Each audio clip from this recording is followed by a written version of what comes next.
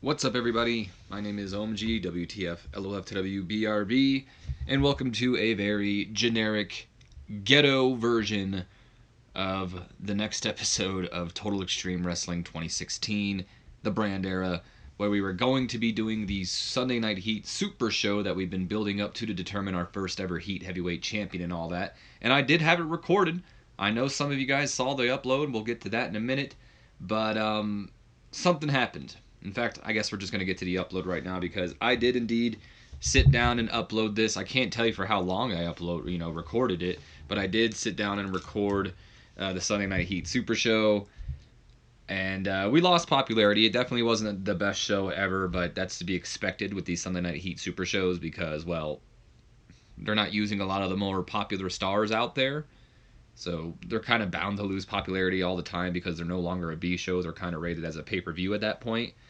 The goal is to kind of give a little bit of a shot to these guys to help them get a little bit more of a popularity boost by featuring them in this pay-per-view spots that are going to lose this popularity. But at the end of the day, I'm confident that we'll be able to at least gain that popularity back with our pay-per-view shows.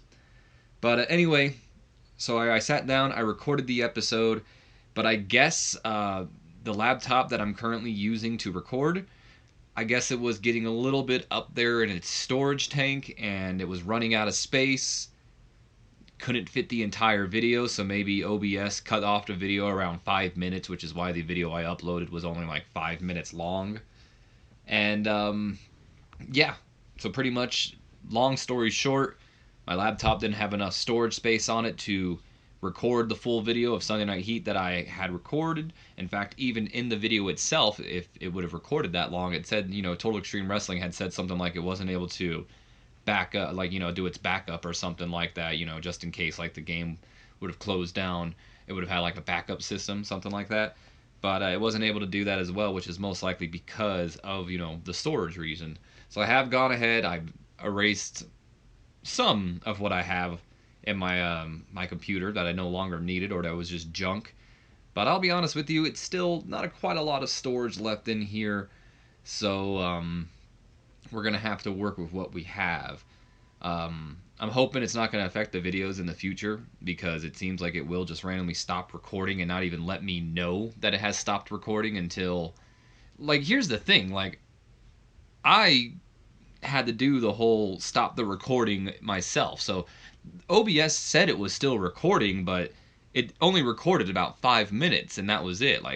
It should have notified me saying it stopped recording, but it doesn't notify me telling me that it just stopped.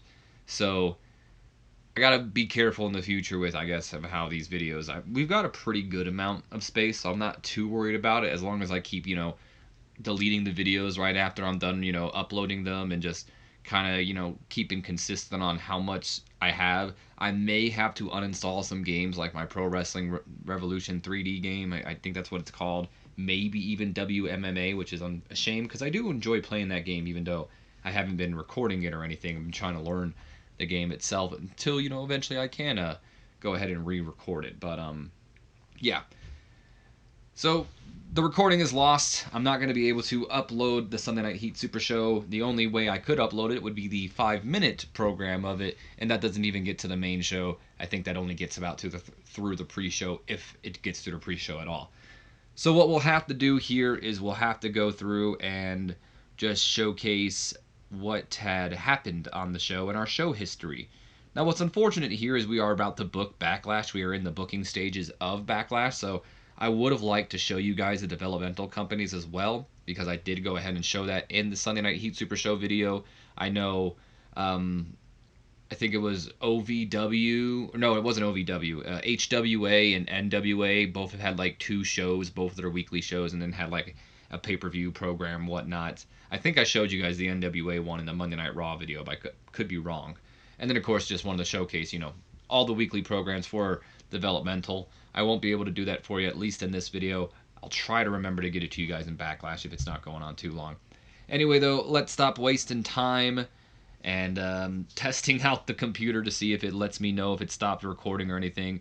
It says right there that we are still indeed recording, so let's go ahead and showcase this video, or showcase what happened at the show. Then we'll end it off. So where the hell is show history? There it is. I was right on it. So the show itself got a 65 solid C rating. As I mentioned before, it did lose us popularity. MTV actually wasn't too happy with the quality of the show as well. They were kind of upset, like, hey, don't air that on our program again. Which is kind of funny because they're okay with Sunday Night Heat being on the show, or the air, but not like a super show. But I guess maybe this is the big deal to them, and they're expecting more of an audience at these moments. Either way, though, it was a sellout, which is interesting because I believe I'm going to be in the Yankee Stadium again, and it's like expected to be more people in the attendance for that show. So I guess we'll have 55,000 people in that show as well, even though it says like 60,000 something want to show up. So everyone was ready to see Backlash. They weren't ready for the Sunday Night Heat Super Show, especially for it being as long as it was. But that's neither here nor there. So we gotta go ahead. We go into our pre-show bouts. I used a lot of the more popular developmental stars from like the tri-state area because, well, I wanted to get some of their popularity onto some of our other superstars that we got right now. So the BWO, the Blue World Order, had a little promo, that being the Blue Guy, aka Blue Meanie, and Hollywood Supernova. They went on to lose the Samoan Savages, so they got a 46. Is it going to pull up the matches? It won't for me for some reason. How dumb is that? So they got a 46 for the promo and then a 42 for the match itself. Surprisingly, I believe the Blue Guy was actually the best person in that matchup, like the best performer, which is crazy. We then go to a 34 Hardcore Holly Open Challenge, which was accepted by C.W. Anderson. Holly defeated C.W. Anderson with a 51. And then in the main event, the team of Steve Blackman, Scotty 2 Hotty, and Ron Waterman going over Sean Stasiak, Justin Incredible, and Tank Abbott with a 49.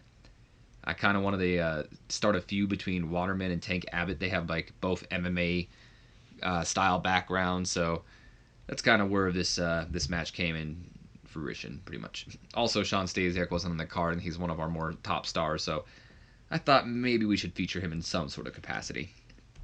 So we open up the night with a 48 rated segment with Steven Richards promising that he's going to be the first Heat Heavyweight Champion.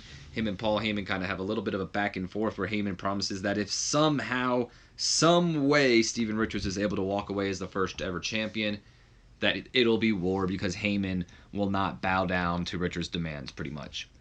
So we go into our opening tag team match of the night, which gets a 55 rating.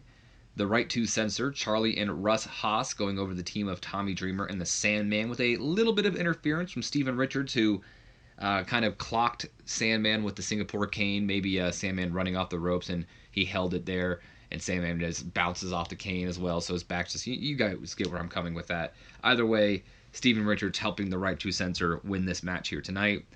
And then kind of sticking to the theme that, it is Backlash, and, a lot of the Raw superstars are here tonight as well, getting ready for their matches. So we see Rhino pacing around backstage as they hype up the fact that he will indeed face Goldberg later on tonight.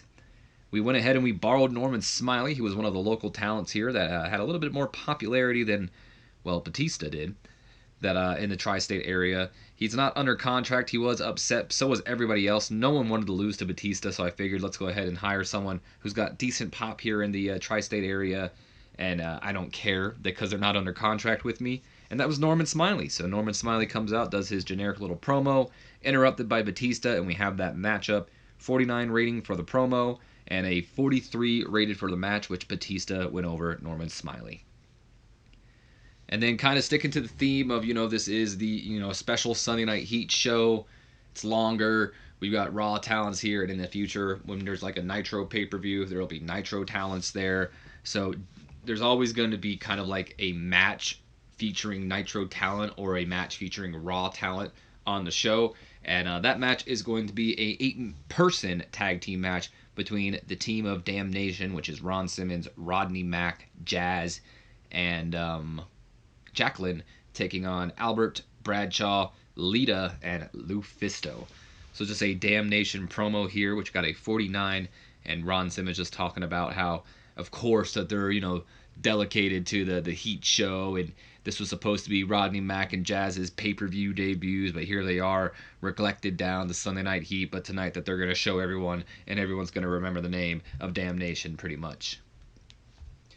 Then backstage, we get a 61 rating as we just see Sean O'Haire preparing for the upcoming title match tonight that he will take place in against Steven Richards, Chuck Palumbo, and Rikishi. We then go to a Gail Kim promo here, I guess. This is just kind of a pre-match promo. 28 rating as the Afternoon Express, Dizzy Hyde, and I almost called him Evan Courageous. I got to remember their names.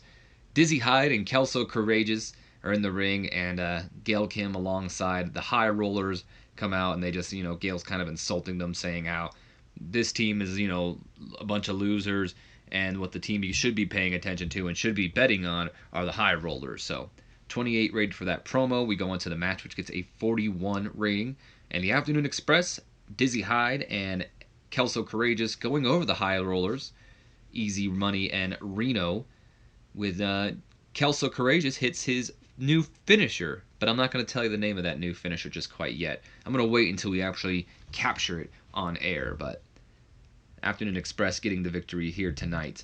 We then move on to a Billy Gunn issuing an open challenge here. The one Billy Gunn, none too happy to not be featured here on the Sunday Night Heat Super Show, so he's going to feature himself. He issues an open challenge to any of the young guns in the back who think that they can step up to a challenge. Unfortunately for him, the one who accepted that challenge was Mark Henry. Mark Henry comes down to the ring. Him and Billy Gunn have a quick little match, nothing too special.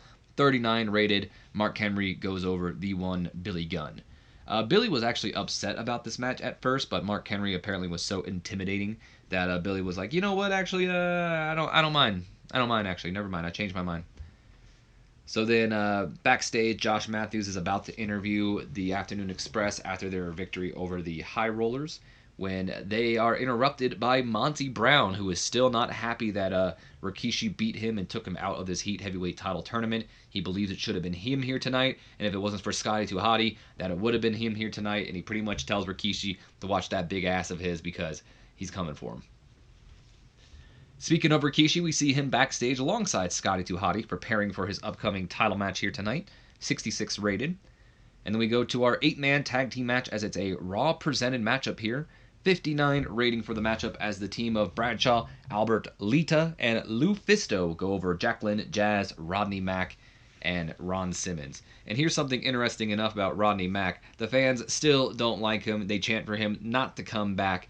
And after the show, Ron Simmons personally emailed me to tell me that Rodney Mack should be let go because he's going to hurt somebody in the ring. It's not good when your own damn tag team partner is talking smack about you. Lou Fisto actually picked up the victory here for her team tonight. The shocking victory, I bet a lot of people figured Damnation would get the victory and keep their momentum rolling. But Jacqueline not taking Lou Fisto seriously, as she is probably the one member out of everybody in this group, I should say, out of everybody in this match, I should say, that really nobody takes seriously, and she was able to pull out the upset victory by getting a victory over Miss Jackie. We then go on to yet another little generic Chuck Palumbo now preparing for the championship match here tonight. 77 rated for that. So all the superstars have kind of said their words or, been shown on camera, hyping up, the main event here tonight. Did we pass the click thing? Because there was a segment where, the click arrived, and I think I passed it. Did I pass that? Or was that around here? No, where the hell is it? Angle, Bone, Richards, Rhino passes, Batista, Damnation, I don't hear, Afternoon Express. That has to be a glitch, dude. Because there was a segment in here where the click arrives. I know there was. I remember going over the promo and everything. It was actually a pretty important promo. But I just realized that it didn't pop up on here for some reason. I think they arrived right after a Rhino.